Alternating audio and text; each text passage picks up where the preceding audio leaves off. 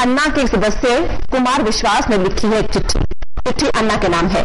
उस चिट्ठी में कुमार विश्वास ने अन्ना के आंदोलन और उसके असर के बारे में विस्तार से लिखा है।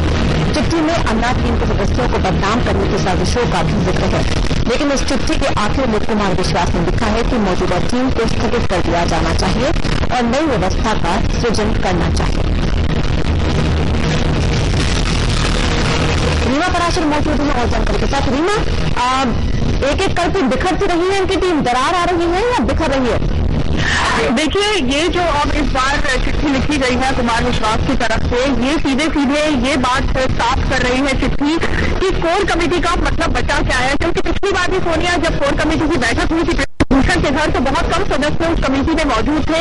ज्यादातर लोग ये कह रहे थे कोई दिल्ली से बाहर है या किसी के और कामों में कोई लगे हुए हैं लोग। तो कोर कमेटी की जब भी मीटिंग होती है, अन्ना उस मीटिंग में मौजूद नहीं होते।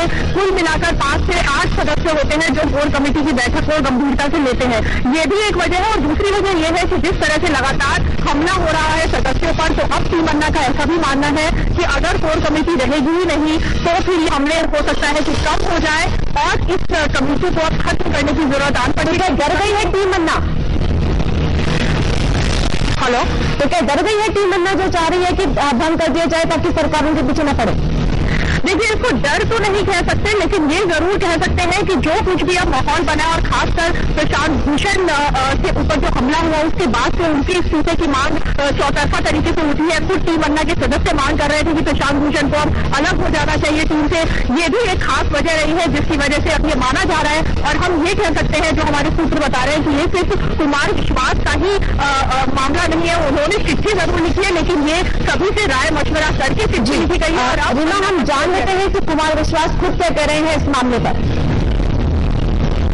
बंद करने की बात नहीं की, आप इस पत्र की भाषा लिखिए। मैंने उन्हें कहा है कि जो कुछ लोगों की कोर कमेटी है, इसको विस्तृत करके वो 121 करोड़ लोगों की हार्ड कोर कमेटी बनाए, या कोई हमें ऐसी नई व्यवस्था दें जिसके अंदर हो क्या रहा है। एक तो नेतृत्व है और एक संदेश है, भ्रष्टाचार से लड़ना और जन लोकपाल लाना। नेतृत्व आदरणीय अन्ना हजारे जी का है। इसके बीच में जो नाम अन्ना हजारे जी ने रखे हैं, जो हम लोगों को बनाया था कि आप ये काम करिए, भ्रष्ट ताकतें उन पर हमला करके उन्हें लगातार बहस में एंगेज करके लगातार सफाई मांग के जो जन लोकपाल का मुख्य मुद्दा है उससे ध्यान हटाना चाहते हैं। तो हम ये चाहते हैं कि जब तक शीतकालीन सत्र हो या जब तक की कोई नए आंदोलन की व्यवस्था हो, अन्ना हजारे साहब खुद हमें ये नेतृत्व दें, हमें सूचित करें कि हमें किस तरह से लड़ना चाहिए।